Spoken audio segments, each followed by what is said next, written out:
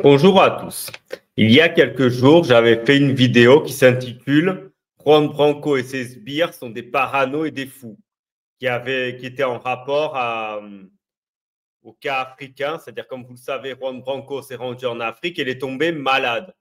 Ce sont des choses qui arrivent. Mais évidemment, comme ce sont des complotistes, des paranoïaques et des fous, eh bien, ils ont tout de suite hurlé à l'empoisonnement. Évidemment, à l'empoisonnement d'État. Et dans cette vidéo, nous allons analyser les commentaires qu'ils ont laissés sous ma vidéo. Et on va se poser la question, est-ce que les trolls de Juan Branco sont pires que les trolls UPR? Et déjà, ce serait une prouesse d'être pire que les trolls UPR, vu que ce sont déjà de sacrés spécimens. Toute personne qui a déjà fait une vidéo sur Asselineau ou un commentaire sur Twitter de critique d'Asselineau le sait. Les trolls viennent en masse commenter, injurier, insulter. On va voir comment sont les trolls de Monsieur Juan Branco. On va analyser quelques commentaires qui ont été laissés sous ma vidéo. Voilà. On va faire par ordre chronologique, évidemment. Donc, on va commencer par les plus anciens et on va venir au plus récent. Alors, premier, Arnaud Sauveur, toujours pareil. Alors déjà, si vous aviez écouté son interview, vous sauriez de quoi vous parlez. Affaire Brigitte, évidemment. Et oui, comme le bon souverainiste qu'il est, et il fera 1% comme les souverainistes d'ailleurs, eh bien, affaire Brigitte. Affaire Brigitte dont tout le monde s'en fout. L'Élysée le premier, la population ensuite. En réalité, tout le monde s'en fout de l'affaire Brigitte. Ça n'a stricto sensus aucun intérêt. Donc voilà, un thème dont tout le monde s'en fout. Mais bon, c'est ça qui leur fait monter le bourrichon. Évidemment, j'ai répondu, voilà. Où sont les preuves de l'affaire Brigitte? Comme je le dis dans la vidéo que vous pourrez écouter, je la mettrai en lien, en commentaire de cette vidéo. Donc voilà, en description, pardon. Affaire Brigitte, où sont les preuves? Comme je dis dans la vidéo, un simple test au ADN suffirait à prouver si c'est une femme ou pas. Bon. Regarde la vidéo. Voilà, regarde la vidéo, évidemment. Est-ce qu'on va se taper la vidéo de Thinkerview de plusieurs heures? Spoiler alerte, j'ai pas que ça à foutre. Là, un commentaire intéressant de quelqu'un d'intelligent. Décidément, les souverainaux complotistes sont vraiment fous. Mais cependant, je soupçonne qu'en l'addiction aux écrans et aux réseaux sociaux responsable de cette paranoïa. Sur la page Facebook de Charles-Henri Gallois, j'avais juste mentionné en commentaire le pic pétrolier. Tous les complotistes me tombent dessus, même pas en contre. Voilà. Ça résume la mentalité souveraino-souverainiste. Évidemment, il y a des réponses, je lui ai répondu. Et là, évidemment, vous avez voilà, des gens qui constatent les faits. Maintenant, on va venir vraiment les trolls. Alors là, vous avez déjà le premier grand troll, Ludovic No Name, anonyme évidemment, parce que pour insulter, être anonyme, c'est mieux. Pas s'exposer publiquement comme je le fais. Alors, trou de balle. Voilà, trou de balle, rien que ça. J'espère que tu es grassement payé, sinon. Alors déjà, ceux qui me suivent savent, je suis investisseur financier. Comme vous imaginez, je gagne plutôt bien ma vie. Je n'ai pas besoin de YouTube pour vivre, contrairement au microcosme souveraino-souverainiste qui ont des chaînes YouTube, pas pour vous proposer des solutions, mais pour critiquer constamment Macron parce que ça ne mange pas de pain et Ursula, et faire des appels aux dons. Et oui, vous demandez de l'oseille. En fait, ils ont leur chaîne pour la monétisation, les vues, les abonnés et les dons. Les dons Tipeee, Patreon, etc. Bon, déjà, vous savez ce que je pense sur le fait de demander des dons. Bon, bref. Donc, en réalité, voilà. Moi, on me demande si je suis payé, alors que moi, je ne le suis pas. Je t'invite, Ludovic No Name 588, à t'interroger sur le financement des partis souverainistes. Tu seras surpris, tout simplement. Là, sur l'affaire PDD, voilà. Alors, Spoke Dance, encore un anonyme, évidemment. Il faut être débile pour s'attaquer à l'avant-garde de la bienveillance française. Et oui, Juan Branco, c'est team bienveillance. Sachez-le. Autant se balader nu dans la rue avec une pancarte. Je suis un crétin avec pour péché mignon, vous emmerder. Alors là, la fin du commentaire, je n'ai pas compris, mais bon. Ça montre le niveau. Quand je dis souvent dans mes lives qu'on est peu nombreux, mais on est entre gens à QI à 3 chiffres, Et bien là, vous avez la preuve de ce que je vous dis. Je préfère vos commentaires des fidèles qui sont plutôt des commentaires intéressants qui apportent du contenu au live, plutôt que ce genre de commentaires dont tu ne comprends même pas le contenu, vu que visiblement, tous les fusibles ne marchent pas correctement. Bon, donc voilà. Ensuite, vous avez un autre anonyme, évidemment, parce qu'après tout, pourquoi s'exposer? Question, tu fais quoi dans ta vie? Vous connaissez la réponse. Tu as un curriculum vitae à nous parvenir? Oui, parce qu'il pensait que j'allais envoyer mon CV. Bon, ça, c'est toujours l'argument. L'argument, c'est quoi? Oui, machin, bidule. Bon. Bref. Ensuite, un autre, Eric Fontaine. Alors là c'est super aussi. Voilà. Nul. Ça, c'est de l'argumentaire. Tu ne connais pas ton dossier. Comme ça, bon, où est le CC dit dans le C, on ne sait pas, mais bon, voilà. Qu'on perd son temps. Tu fais des procès de mauvaise foi, celui qui n'a rien à prouver en matière de lutte contre l'oppression des classes les plus vulnérables. Oui, quand tu as vécu dans les arrondissements les plus chics de Paris, que ton père est quelqu'un qui travaille dans le cinéma et que tu appartiens à l'oligarchie, oui, effectivement, tu as vraiment été opprimé, effectivement, tu appartiens à une classe très, très vulnérable, effectivement. Donc, moi, quand je rappelle d'où il vient, je sais que ça pique, je sais que ça ne fait pas plaisir.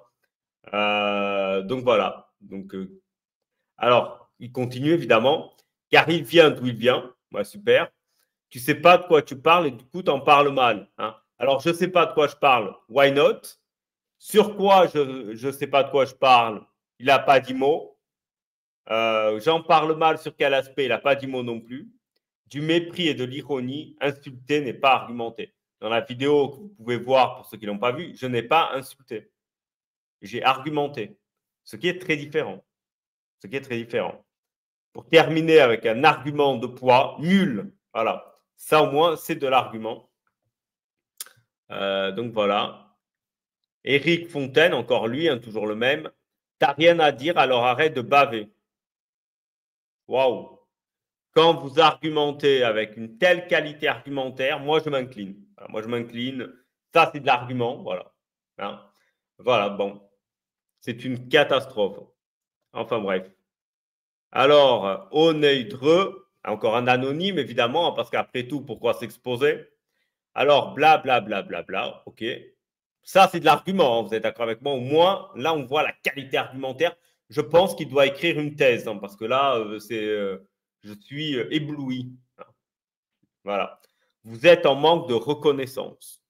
Bah non, je suis désolé, parce que ce qui compte, vous le savez, c'est pour ça que quand je suis insulté sur le net, en gros, je m'en fous. Le net, c'est du virtuel. Ce qui compte, c'est la vie réelle. Dans la vie réelle, j'ai beaucoup de reconnaissance. Toi, sans doute pas, et donc tu es frustré, tu viens insulter. Voilà. Et regardez-moi la qualité argumentaire qui suit. Même ta tête, oui, oui, ma tête, oui. Agréable à voir ou désagréable, je ne peux rien y faire, je suis désolé.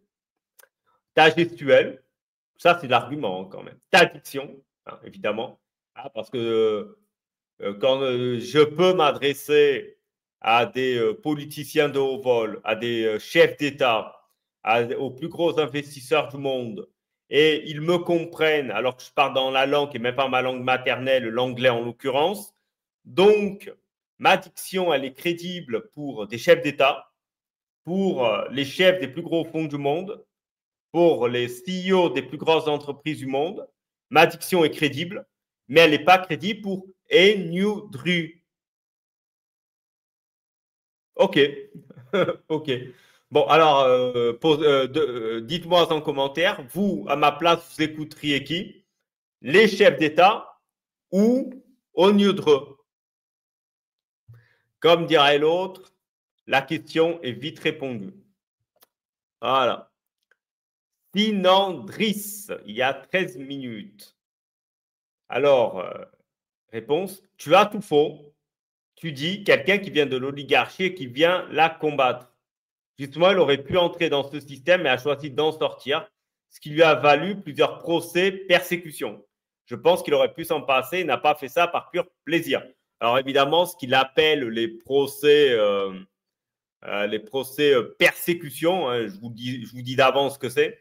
c'est le fait qu'il a été accusé par une femme d'abus S, où il a été apparemment relaxé. Bon, ce n'est pas le sujet. Ce qui est intéressant pour le coup, c'est qu'il a admis prendre de la drogue.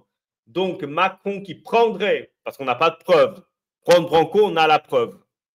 Ou on aurait la preuve plutôt. Macron, on l'a pas. Macron qui prendrait peut-être un rail de cocaïne, c'est pas bien. Juan Branco qui a admis dans son procès avoir consommé la drogue en bonne intelligence avec, avec tout le consentement du monde avec cette femme, c'est pas grave. Hein. Macron, grave, gravissime. Il devrait être démis de ses fonctions, voire, comme dit Juan Branco, va venir passer sous la guillotine. Par contre, lui, c'est pas grave. Là, on voit le fameux deux poids, deux mesures des gens. Donc, procès persécution, je rappelle que Juan Branco a écrit un livre qui s'appelle Guillotine. Vu que vous êtes des trolls, vous le savez. Et surtout, il a, sur une vidéo chez Toxin avec M. Berkoff, il a appelé au meurtre et aux condamnations à mort, notamment du chef d'État. Alors, s'il était sous persécution, eh bien, il serait dans l'heure qui suit l'interview, même pas dans l'heure qui suit. Il serait à peine sorti des locaux de Toxin. Il y aurait la gendarmerie ou la police judiciaire qui l'attendrait au pas de la porte. Il serait embarqué manu militari, garde à vue et prison.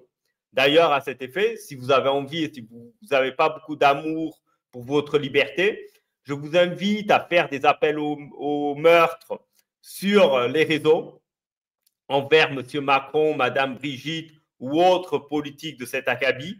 Je vous invite à faire un appel au meurtre explicite et vous verrez le sort qui vous sera réservé. Hein. Et Juan Branco, il a pu appeler au meurtre impunément. Et rien ne s'est passé. Encore une fois, je t'invite, Hollandris, à te poser, Sinondris, pardon, à te poser la question de pourquoi peut-il appeler au meurtre impunément et pense au sort qui te serait réservé si toi, tu aurais fait la même chose. Je te le dis, ça ne se serait pas très bien passé. Voilà. Ça ne se serait pas très bien passé, tout simplement. Donc voilà, c'est tout ce que j'avais à dire sur cette vidéo.